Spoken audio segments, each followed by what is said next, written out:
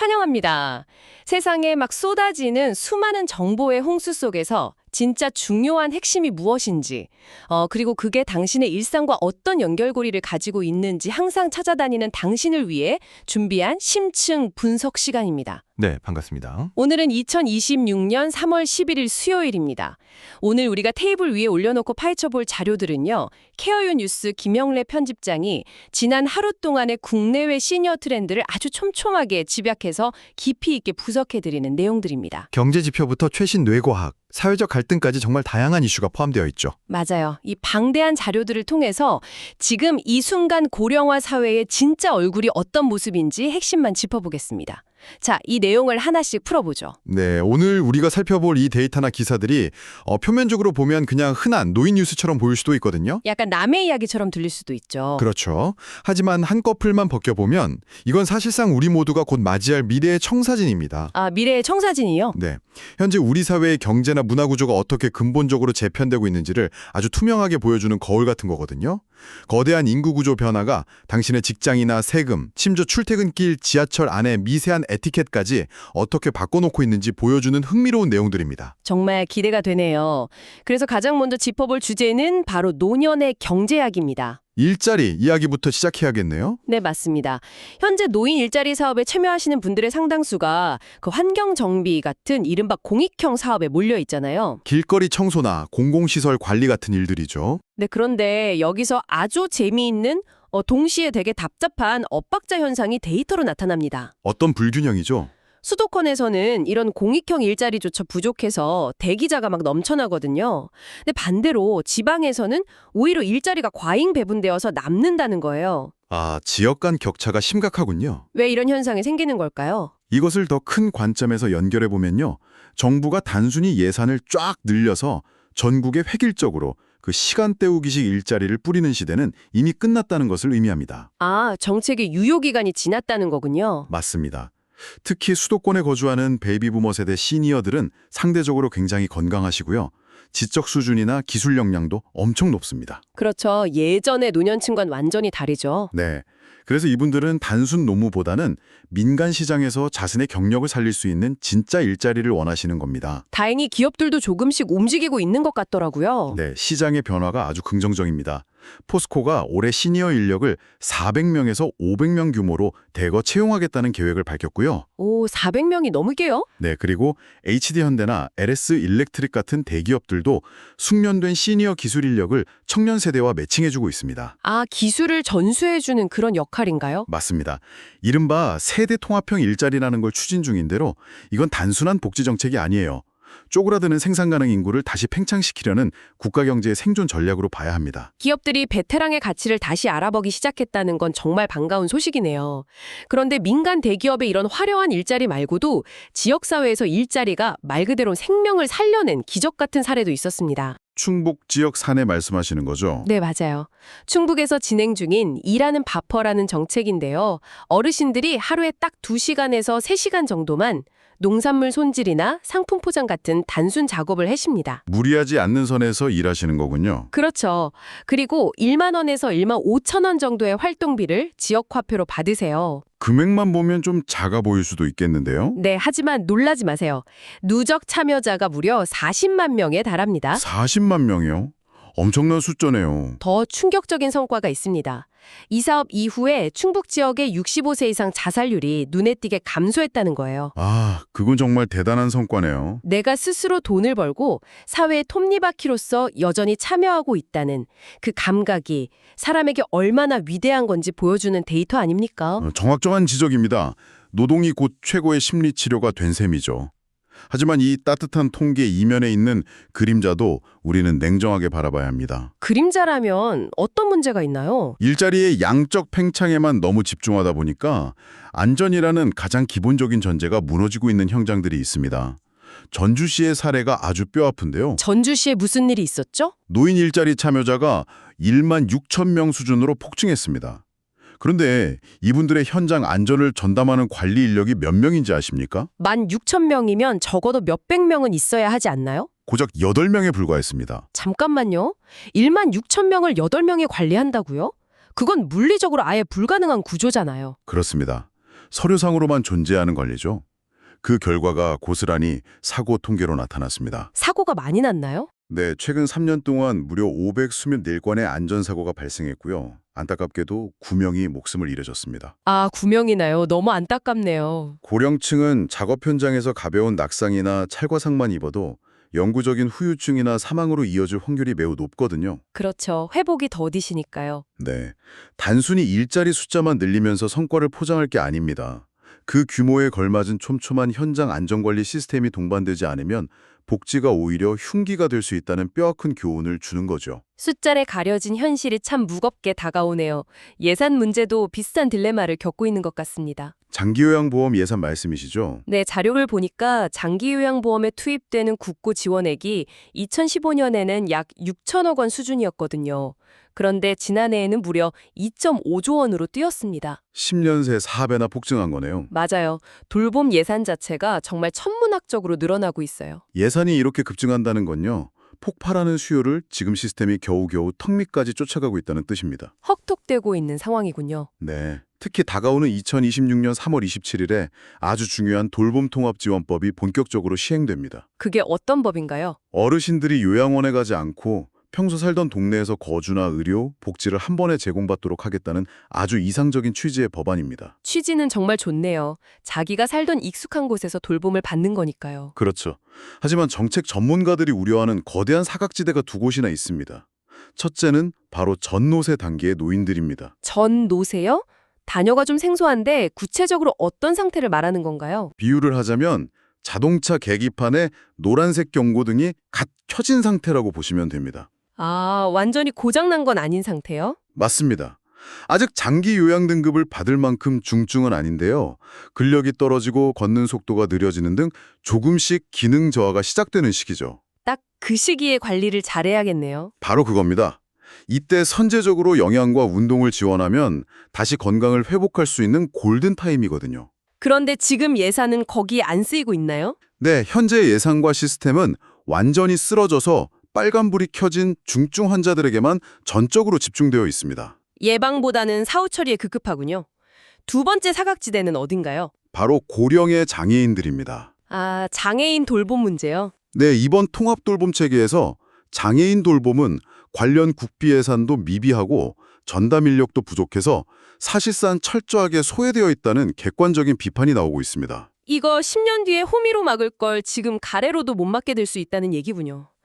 참 답답합니다. 예산의 효율적인 재분배가 정말 시급한 시점이죠. 자, 예산이나 정책 같은 거시적인 이야기에서 조금 벗어나서요. 이제 시니어들의 일상 속으로 카메라 렌즈를 한번 줌인해 보겠습니다. 일상에서 겪는 진짜 문제들을 들여다보자는 거군요. 네. 지금 방송을 듣고 계신 당신은 혹시 육체적인 질병이나 가난 못지않게 독거노인들을 벼랑 끝으로 모는 가장 큰 고통이 무엇인지 아십니까? 아마 정신적인 고통이 아닐까 싶은데요. 맞습니다. 바로 고립감입니다. 하루 종일 단 한 사람과도 입을 떼지 않고 대화를 나누지 못하는 날들이 반복된다고 한번 상상해 보세요. 영혼이 서서히 말라가는 기분이겠죠. 네, 이런 상황에서 인천 계양구의 초록동행 프로젝트는 굉장히 따뜻한 시사점을 던져줍니다. 초록동행이요? 이름이 참 예쁘네요. 자원봉사자들이 홀로 계신 어르신 댁에 방문해서 반려식물을 전해드립니다. 그리고 식물 키우는 법을 알려드린다는 핑계로 마주 앉아서 따뜻한 담소를 나누는 거죠. 아, 인간은 본질적으로 타인과 연결되어야만 생존할 수 있는 사회적 동물이잖아요. 고립은 단순히 외롭다는 감정을 넘어서 치매나 고독사로 직결되는 치명적인 질병과도 같습니다. 맞아요. 약이 없는 질병이죠. 여기서 반려식물이라는 매개체가 아주 영리한 역할을 합니다. 누군가의 돌봄만 늘 받던 무기력한 노년층에게 내가 이 작은 생명체에 물을 주고 책임져야 한다는 효능감을 부여하거든요. 아, 내가 무언가를 돌본다는 그 감각이요. 네, 거기에 봉사자와의 대화가 더해지면서 단절되었던 사회적 연결고리가 복원되는 겁니다. 작지만 아주 강력한 심리적 방역망이 형성되는 거죠. 여기서 정말 흥미로운 부분이 등장합니다. 어떤 부분이죠? 오프라인에서는 이렇게 반려식물을 통한 따뜻한 교류가 일어나고 있잖아요. 그런데 지하철이나 카페 같은 공공장소로 나오면 전혀 다른 양상의 날선 세대 갈등이 벌어지고 있습니다. 아, 최근 대중교통에서 자주 벌어지는 일들 말이죠. 네, 최근에 한석준 아나운서가 SNS에 올린 글 하나가 무려 280만 회의 조회수를 기록하면서 인터넷에 아주 뜨겁게 달궜거든요. 280만 회면 거의 국민적인 공감대를 건드린 거네요. 그렇죠.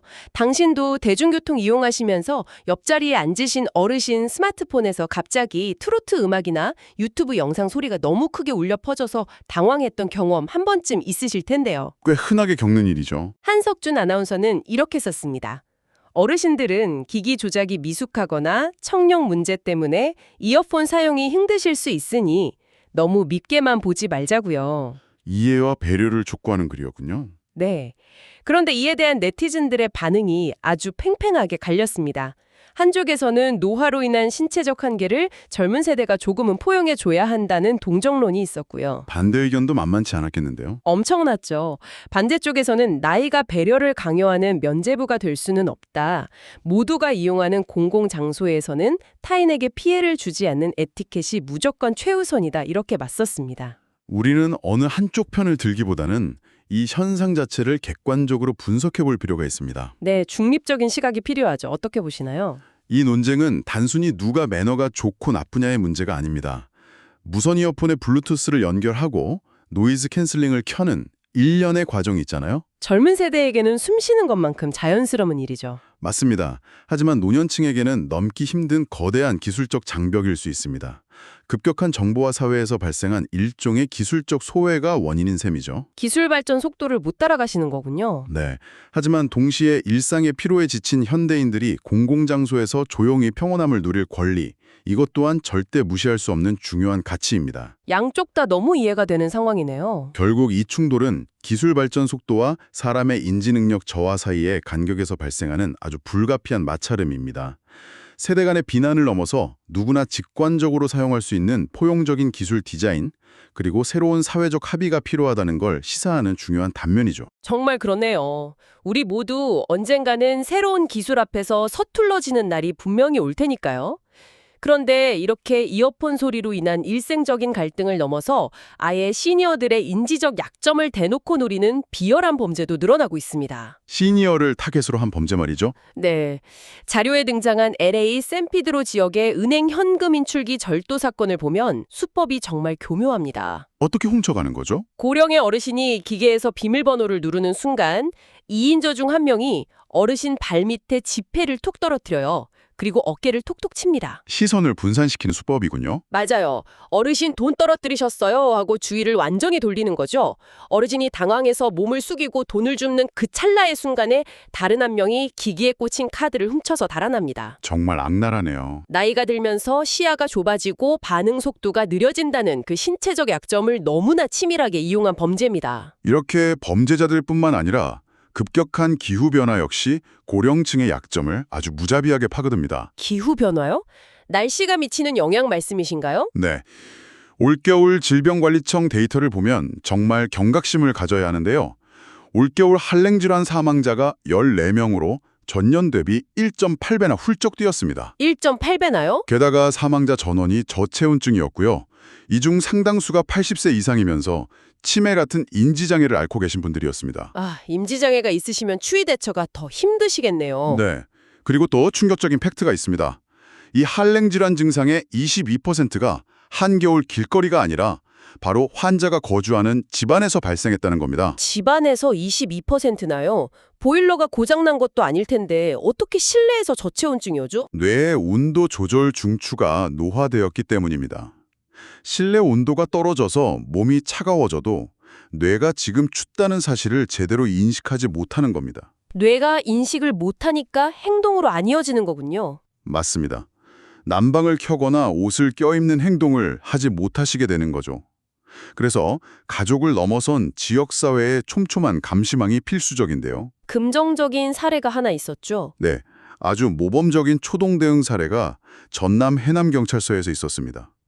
영화의 강풍이 부는 밤에 치매 어르신이 실종되셨는데요. 영화의 밤이면 정말 위험한 상황이었네요. 그렇죠.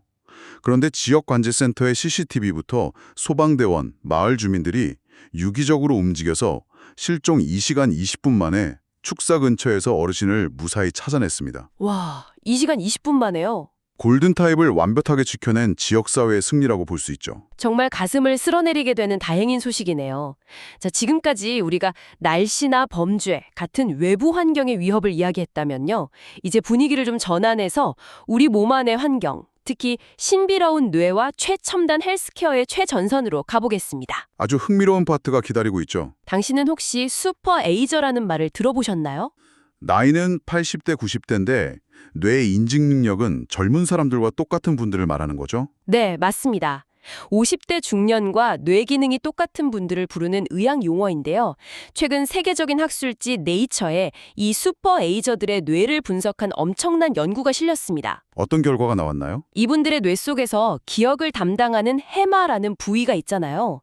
거기서 아주 놀라운 현상이 발견됐습니다. 궁금해지네요. 일반 노인보다 2배, 그리고 알츠하이머 환자보다는 무려 2.5배나 많은 미성숙 뉴런이 발견됐어요. 미성숙 뉴런이라면 새로운 신경세포를 말하는 건가요? 네, 아주 젊고 싱싱한 신경세포가 뇌 안에서 계속해서 새롭게 생성되고 있었다는 겁니다. 과거 과학계의 정설은 뇌세포는 태어날 때 정해지고 나이가 들면 사멸할 뿐 절대 재생되지 않는다, 이거였거든요. 그 오랜 믿음이 완전히 깨진 거네요. 맞습니다. 이 연구는 아무리 노화된 뇌라도 재생 능력이 존재한다는 것을 과학적으로 증명해낸 겁니다. 연구진은 뇌를 하나의 생태계로 비유하는데요. 생태계요? 나무가 자라는 숲 같은 건가요? 네, 슈퍼에이저의 뇌는 새로운 신경세포라는 묘목이 잘 자랄 수 있는 비옥하고 튼튼한 토양을 갖추고 있다는 겁니다. 유전자가 좋아서 그런 건가요? 중요한 건 이 토양이 단순히 타고난 유전자만으로 만들어지는 게 아니라는 겁니다. 그럼 노력이 필요하다는 뜻이네요. 땀을 흘리는 신체 활동, 긍정적인 성향, 끊임없는 학습, 그리고 앞서 강조했던 타인과의 끈끈한 사회적 교류 같은 일상생활의 조박들이 모여서 뇌의 구조를 물리적으로 튼튼하게 바꿔놓는다는 뜻입니다. 하루하루의 습관이 뇌를 젊게 만드는 거군요. 이 대목에서 아주 중요한 질문이 하나 떠오르는데요. 네, 어떤 질문이죠? 흔히 우리는 부모님이나 자신의 치매를 의심할 때 가장 먼저 요즘 자꾸 깜빡깜빡하네 하면서 기억력 감퇴만 확인하지 않습니까? 보통 그렇죠. 열쇠 어디 뒀지 하면서요. 과연 치매의 첫 신호가 무조건 기억력 감퇴일까요? 저도 당연히 기억력에 먼저 떨어지는 줄 알았는데 자료에 포함된 이탈리아의 연구 데이터를 보고 깜짝 놀랐습니다. 이탈리아에서 어떤 연구를 했나요? 65세 이상 노인 1234명을 추적 관찰했거든요. 그랬더니 인지기능이나 기억력이 100% 정상인 상태에서도 우울증이나 불안 혹은 만사에 관심이 없어지는 무감동 같은 증상이 먼저 나타난다는 겁니다. 아, 그걸 신경정신증상이라고 부르죠? 네, 심지어 10명 중 4명이 이런 증상을 먼저 겪는다고 해요. 신체적인 수치와도 연관이 있었나요? 네, 특히 저체중이거나 나쁜 콜레스테롤인 LDL 수치가 높은 대사질환이 있을 때 이런 우울이나 불안 증상이 훨씬 더 높게 나타났습니다. 콜레스테롤 관리가 뇌 건강과 직결되는군요. 치매 예방을 하려면 단순히 두뇌 게임만 할 게 아니라 중년부터 혈압 관리하고 좋은 콜레스테롤은 높이고 나쁜 콜레스테롤은 낮추는 전신 대사 관리가 필수라는 뜻입니다. 전신 건강이 곧 뇌 건강이라는 말이 팩트였네요. 그리고 제가 이 뇌과학 파트에서 또 하나 눈여겨본 기사가 있었습니다. 바로 가천대 길병원 연구진의 최신 성과였는데요. 아, 혈액 검사로 치매를 예측하는 기술 말씀이시군요. 네, 혈액 검사만으로 치매의 지맹을 예측한다는 놀라운 기술인데 솔직히 기사에 나오는 프로테아좀이라던가 아포지단백 2에타형 같은 용어가 너무 어려워서 외계어 같더라고요. 이거 어떻게 쉽게 이해해야 합니까? 용어가 낯설 뿐 원리는 아주 명확합니다. 당신의 뇌세포 안에는 일종의 아주 작은 초소형 로봇 청소기가 있다고 상상해 보세요. 아, 로봇 청소기요. 쏙쏙 들어오네요. 뇌를 쓰다 보면 생기는 나쁜 단백질 찌꺼기들을 이 청소기가 돌아다니면서 분해하고 치워줍니다. 이 청소기 시스템의 이름이 바로 프로테아좀입니다. 청소기 이름이 프로테아좀이군요. 그런데 아포지 단백이 이 에타형이라는 특정 유전자를 가진 고위험군은요, 이 로봇 청소기의 모터 성능이 뚝 떨어져 버립니다. 아, 청소기가 고장나는 거네요. 맞습니다. 청소기가 고장나니까 뇌에 찌꺼기가 쌓이고 결국 기억을 담당하는 해마가 쪼그라들면서 알츠하이머로 이어지는 거죠. 그럼 길병원 연구진은 뭘 해낸 건가요? 이 연구의 핵심은요. 복잡하고 비싼 뇌 촬영을 하지 않고도 살짝 찌르기만 하면 되는 간단한 혈액 검사를 통해서 우리 몸의 이 청소기가 얼마나 쌩쌩하게 잘 돌아가고 있는지를 측정해낸 겁니다. 그래서 치매 진행을 미리 예측하는 엄청난 의학적 도약을 이룬 거죠. 와, 뇌 속의 로봇 청소기라고 하시니까 단번에 이해가 되네요. 이렇게 헬스케어 기술이 정밀해지면서 시니어들을 위한 맞춤형 인프라도 생활 곳곳에 촉속 등장하고 있습니다. 서울시 노인진료센터가 대표적인 예죠. 네, 맞아요. 최근 서울시가 보라매 병원 등 4개 시립병원에 노인진료센터를 오픈했잖아요. 예전에는 어르신들이 당뇨약 타러 내과 가시고 무릎 아파서 정형외과 가시고 이리저리 병원 순례를 하셔야 했거든요. 체력적으로 정말 힘든 일이죠. 그런데 이제는 한 곳에서 진료부터 다제약물 복용 조정, 그리고 돌봄 서비스까지 원스톱으로 제공한다고 합니다. 어르신들의 동선을 획기적으로 줄여준 훌륭한 시스템이네요. 식품업계 디테일도 눈에 띕니다. 100% 국산 서리태를 통째로 갈아 만든 시니어 전용 고칼슘 두유가 출시됐는데요. 일반 두유랑 다른 점이 있나요? 소화력이 떨어지는 어르신들을 배려해서 기존 190ml 용량 대신에 딱 마시기 좋은 140ml 소용량으로 디자인했다고 합니다. 이런 세심한 배려는 칭찬할 만하죠. 이상적인 제품에도 시니어 친화적인 디자인이 적용되는 건 아주 바람직한 현상입니다. 하지만 이렇게 시니어를 위한다는 명목하에 부모님들의 절박한 마음을 악용하는 비양심적인 상술도 버젓이 판을 치고 있습니다. 아주 심각한 문제죠. 당신도 혹시 명절에 고향집 방문하셨을 때 식탁이나 찬장 위에 낯선 영양제 박스들이 막 쌓여 있는 걸 보신 적 있나요? 많은 분들이 공감하실 텐데요. 최근 약국 매대나 TV 홈쇼핑에서 아주 비싸게 팔리는 먹는 알부민 제품들의 실체가 폭로됐습니다. 알부민이면 병원에서 맞는 그 영양주사 성분 아닌가요? 맞아요. 박스 겉면에는 엄청나게 유명한 대형 제약사 로고가 대문짝만하게 박혀 있고요. 한 세트에 10만 원에서 비싸면 40만 원씩 하거든요. 가격이 상당하네요. 성분이 그렇게 좋은가요? 식약처 자료를 바탕으로 팩트체크를 해보니까요. 이 제품들은 의약품은커녕 면역력 개선을 입증받은 건강기능식품조차 아니었습니다. 그럼 정체가 뭔가요? 그냥 마트에서 파는 주스나 다를 바 없는 혼합 음료 혹은 기타 가공품으로 분류되어 있었어요. 대형 제약사 로고는 왜 붙어 있는 거죠? 대형 제약사는 그저 이름만 빌려줬을 뿐이고요. 실제로는 외부의 흔한 식품 공장에서 똑같은 내용물을 찍어낸 뒤에 상표만 갈아 끼워서 비싸게 팔아넘기는 기막힌 구조였습니다. 여기서 의학적 팩트를 아주 명확하게 짚고 넘어가야 합니다. 네, 전문가로서 정확히 짚어주시죠. 알부민은 우리 혈액 속에 존재하는 중요한 단백질입니다. 노년층이 기력이 뚝 떨어질 때 병원에서 알부민 정맥 주사를 맞으면 확실히 효과가 있죠. 주사로 맞을 때는요. 네. 그런데 이것을 알약이나 음료 형태로 입으로 먹게 되면 어떻게 될까요? 우리가 삼겹살이나 두부를 먹었을 때와 똑같이 위장과 장을 거치면서 소화 효소에 의해 자잘한 아미노산으로 전부 분해되어 버립니다. 뱃속에서 다 분해돼 버린다는 거군요. 즉, 비싼 알부민 제품을 먹는다고 해서 그것이 혈액 속으로 온전히 들어가 내 몸의 알부민 농도를 직접 높여주는 게 절대 아니라는 뜻입니다. 그냥 고기 먹는 거랑 다를 바가 없네요? 맞습니다. 이런 과장 마케팅이 정말 위험한 이유는요. 단순히 소비자들의 지갑을 털어가는 데서 끝나지 않기 때문입니다. 더 큰 문제가 있나요? 어르신들이 내가 이렇게 비싸고 좋은 영양제를 먹고 있으니까 병원에 안 가도 되겠지라고 착각하게 만듭니다. 그래서 진짜 전문적인 치료가 필요한 골든타임을 놓치게 만들 수 있다는 게 가장 큰 비극입니다. 의학계의 강력한 규제와 팩트체크가 절대적으로 필요한 상황이군요.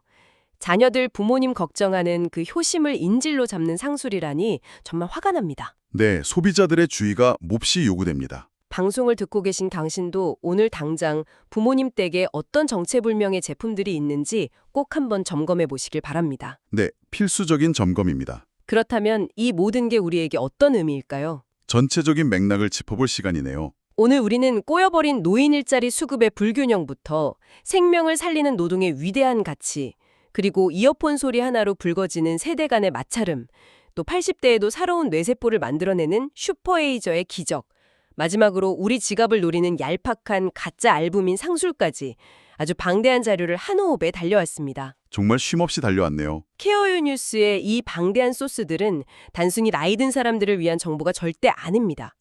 이건 국가 경제의 뼈대가 어떻게 흔들리고 재조립되는지, 정보의 격차가 어떻게 일상의 권력 다툼으로 번지는지, 우리 삶의 모든 영역을 뒤흔들고 있는 거대한 지진파입니다.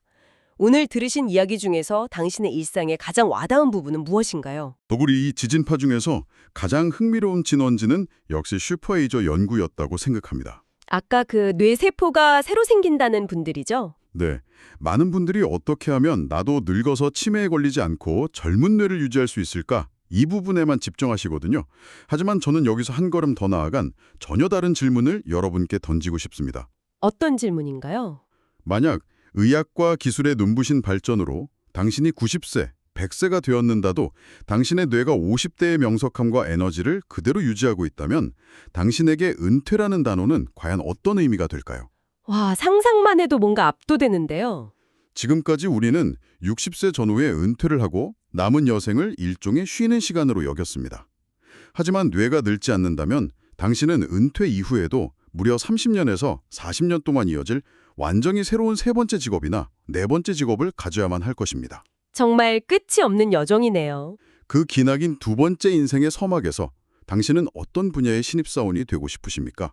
당신의 뇌가 무한히 재생 가능한 튼튼한 생태계라면 그 영원한 젊음을 무기로 어떤 새로운 도전을 시작할지 당신은 미래의 당신을 슈퍼에이저로 만들기 위해 당장 오늘 저녁부터 어떤 씨앗을 뇌라는 토양에 심으시겠습니까? 100살에 시작하는 40년짜리 새로운 커리어라니 두려우면서도 엄청나게 가슴이 두근거리는 도발적인 질문이네요. 단순한 수명 연장이 아닌 나라는 정체성을 잃지 않고 살아가는 진짜 비결에 대해 한 번쯤 깊이 고민해 보시길 바랍니다. 당신은 내일 당장 그 40년의 여정을 위해 어떤 작은 씨앗 하나를 심으시겠습니까? 깊은 상상의 여지를 남겨두며 오늘 심층 분석 시간은 여기서 경쾌하게 마무리하겠습니다. 끝까지 이 흥미진진한 여정을 함께해 주신 당신 고맙습니다. 감사합니다.